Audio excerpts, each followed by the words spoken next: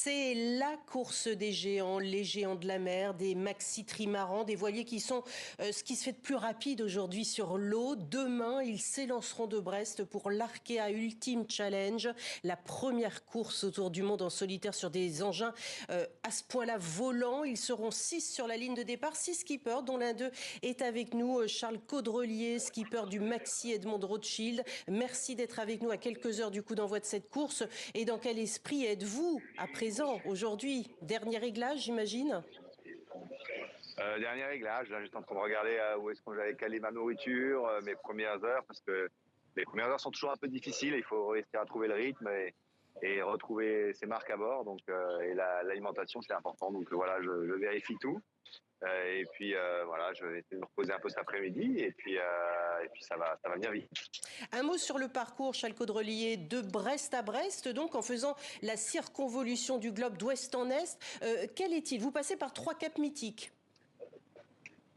Oui, le Cap de Bonne-Espérance, le Cap Lewin et le Cap Horn. Donc voilà, c'est les trois caps. Alors celui qu'on attend avec impatience, c'est le Cap Horn parce que c'est un peu la délivrance et la sortie des mers du Sud. Alors ces ultimes ont des dimensions hors normes, c'est 32 mètres de long pour 23 de large. Ce sont les bateaux à voile les plus rapides du monde, je le disais.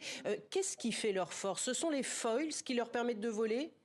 Ou il y a autre chose encore? Il y a beaucoup de choses. C'est d'abord par leur taille, 32 mètres par 23, c'est les plus grands trimarans du monde. Voilà, et depuis quelque temps, ils sont devenus volants, effectivement, comme vous le dites, depuis 2017. Les bateaux volent, c'est-à-dire qu'ils ont des petits, on appelle ça des foils, mais c'est des petites ailes sous les coques qui permettent, dès que le bateau accélère, d'élever le bateau 2-3 mètres au-dessus de l'eau. Donc les ailes restent évidemment dans l'eau et elles élèvent le bateau, voilà, et ça permet d'accélérer énormément puisqu'à la place d'avoir les coques qui traînent dans l'eau, on n'a plus que la coque, ça fait 50 mètres carrés de surface qui traîne dans l'eau. On se retrouve avec seulement 2, 3, voire 4 mètres carrés voilà, qui traînent dans l'eau et évidemment, ça réduit énormément la friction et on va beaucoup, beaucoup plus vite. Comment avez-vous appris à manier de tels engins? Est-ce que c'est des années de préparation, des années de pratique? Vous avez un maître? Comment ça se passe? Et on a découvert ça. Moi, j'ai découvert le vol en 2019 en rejoignant le Gitana Team. Avant de naviguer sur Maxime Rothschild, j'avais jamais volé. Alors, j'étais bien entouré parce que j'avais Franck Hamas à mes côtés qui, lui, sortait d'une édition de la Coupe de l'Amérique et qui avait déjà quelques bonnes notions de vol.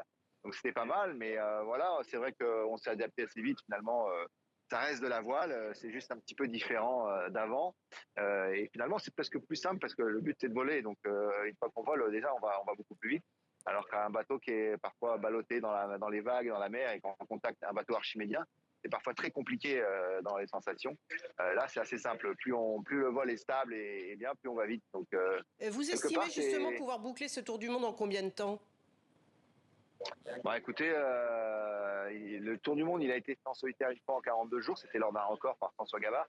C'est un temps absolument canon qui va être très difficile à battre parce qu'il faut une météo exceptionnelle qu'on a pour l'instant, on n'a pas l'air d'être. Au moins pour le départ, elle est pas bonne. Donc ça va dépendre de ça. Mais étant donné le potentiel des bateaux, je serais étonné qu'on fasse plus de 45 jours, 46 jours, quoi.